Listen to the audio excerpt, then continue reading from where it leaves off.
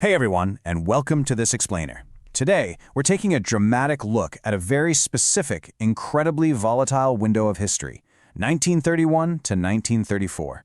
In just a few short years, the world essentially slipped from a fragile, hopeful peace right into a terrifying power vacuum.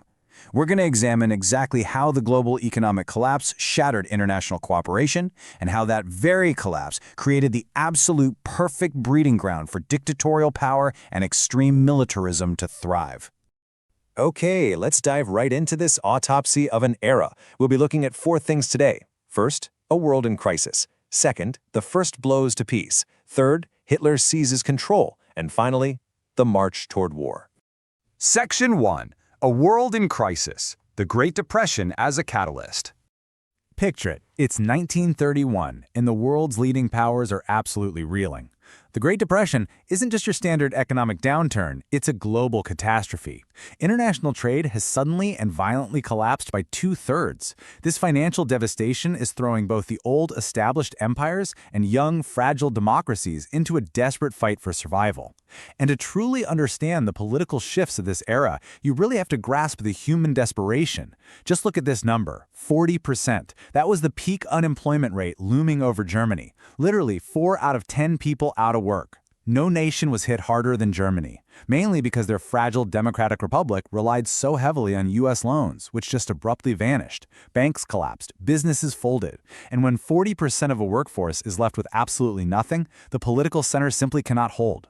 Suddenly, fringe extremist groups on both the far left and far right begin to seem like viable, maybe even necessary options to the middle class.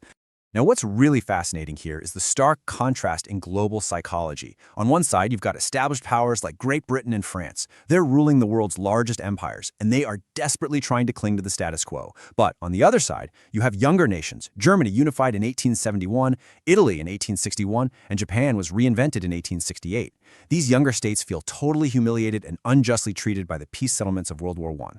So they're looking outward, firmly believing that the panacea for their domestic troubles, the real key to status, security, and prosperity, is to just go out and seize the empires they feel they've been denied. Meanwhile, across the Atlantic, the United States is grappling with its own domestic nightmare, facing a staggering 25% unemployment rate. When Franklin D. Roosevelt spoke these words, "This nation asks for action and action now," he was promising a new deal for the American people. He was focused entirely inward. The world's largest economy was committing itself to severe isolationism, completely preoccupied with its own survival, while aggressive expansion was beginning to brew overseas. Section 2. First blows to peace. The world looks away. So while the West is looking inward, the illusion of global peace treaties begins to violently fracture. Interestingly, the first major international crisis of the 1930s doesn't actually happen in Europe. It happens in Asia. And the speed of this crisis in Manchuria is just dizzying. Japanese nationalists had long viewed northern China as their natural arena for expansion, but it wasn't a formal declaration of war that kicked things off. Actually, nationalist officers from Japan's Kwantung Army, acting entirely on their own initiative, stage a false flag operation. They blow up a section of a Japanese-owned railway, known as the Mukden Incident, and immediately use it as a pretext to invade. Within just 3 months, local Chinese troops are completely overrun, and Japan establishes the puppet state of Manchukuo. Now, the international community is publicly outraged, as you'd expect. This is a flagrant breach of the Kellogg-Briand Pact, which was a massive treaty committing nations to give up war as a tool of policy. The League of Nations meets urgently, but paralyzed by their own economic crises, they do almost nothing. Instead of taking concrete action, they simply send a commission to investigate. And when the League eventually asks Japan to withdraw, Japan's response is simple. They just quit the League of Nations entirely. The Western powers prove they aren't willing to go to war to stop blatant aggression. And let me tell you, that terrible precedent is noted by observers all over the world. And while the League flails, horrific human tragedies are unfolding behind closed borders. Between 1931 and 1934, the Soviet Union, which is isolated from the global economic crisis, pushes violently forward with Stalin's first 5-year plan.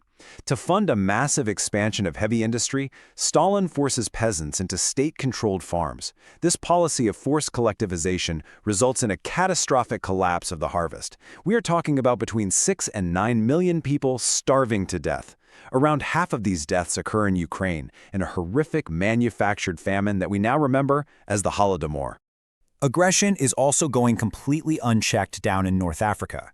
By 1932, Italy successfully crushes local resistance to its rule in Libya, but the methods they use are horrific: chemical weapons, concentration camps, and mass executions. This brutal pacification goes largely unchallenged by the global community, which only boosts dictator Benito Mussolini's growing confidence. It just fuels his dark, ambitious dream of forging a vast, new Roman Empire. Section 3. Hitler seizes control. The death of a republic. Let's zoom back over to Europe now, directly into the center of that economic despair we talked about. The German Republic is in a state of absolute political deadlock. Centrist politicians have utterly failed to tackle the economic crisis, creating a massive void that allows Adolf Hitler, the leader of a fringe nationalist party, to step right into the spotlight. In January 1933, trying to break the political impasse, President Hindenburg makes a fateful decision. He appoints Hitler as Chancellor of Germany. And here is the most chilling part of it all. His extreme intentions weren't a secret. His ideology combined aggressive ethno-nationalism, a total rejection of the post-World War I peace settlement, and a rabid hatred of Jews. His deep beliefs regarding Germany's need for an empire and, as he explicitly wrote, living space at the expense of lesser races in the East, were hidden in plain sight. They'd been sitting on bookshelves since the publication of his manifesto, Mein Kampf, back in 1926. Let's see how this builds, because the speed of the Republic's collapse is just staggering. In January 1933, he's appointed. Just 1 month later, in February, the Reichstag building is set on fire. The Nazis blame communists, and civil rights are immediately suspended by emergency decree. In March, through intimidation by paramilitary thugs, the Enabling Act is passed, completely freeing Hitler from all constitutional checks and balances. He literally no longer needs to consult anyone to pass laws. By the end of that very summer, the first concentration camps are opened, and all other political parties are permanently banned. In a matter of months, democracy is legally, systematically dismantled. Section 4. The March Toward War. The illusion shatters. So the crucial point is that with total domestic control secured, the era of pretending to abide by international law completely ends. Once in absolute power, Hitler immediately tears up the rulebook. He brazenly defies the international restrictions placed on Germany after World War I by publicly rejecting the war guilt clause of the Versailles Treaty. He orders massive, secret rearmament with an illegal air force growing by 60 aircraft every single month. When he demands military parity with France and is rejected, he doesn't negotiate. No, he simply quits the Geneva Disarmament Conference and in the exact same month withdraws Germany entirely from the League of Nations. Domestically, Hitler finalizes his iron grip on power through a ruthless purge in 1934, known as the Night of the Long Knives. This is where prominent leaders of his own paramilitary, the SA, are just rounded up and shot. Then, in August 1934, the 86-year-old President Hindenburg dies, and Hitler doesn't replace him. He literally just abolishes the office. He assumes ultimate authority as Führer. Days later, a new law requires every single German military officer to swear an oath of personal loyalty, not to the state, not to the Constitution, but directly to Adolf Hitler himself. Now, with aggression expanding everywhere, you might be asking, what on earth were the democracies doing? Well, they were entirely distracted. A few figures, like Winston Churchill, sounded the alarm about the grim dictatorship rising in Germany.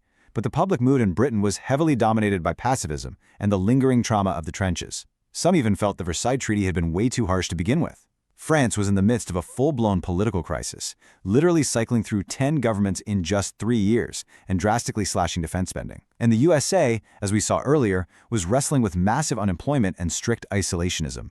And this brilliantly illustrates just how far the collapse of global cooperation went, way beyond Europe. Take a look at this naval ratio from the 1922 Washington Naval Treaty. In December 1934, Japan announces it will not renew this agreement. This treaty had fixed the size of fleets to a specific ratio: 5 for Britain, 5 for the USA, and 3 for Japan. Japan now views this restriction as a direct, unacceptable insult to their status as a major world power, so they walk away, throwing the entire global naval balance into total jeopardy.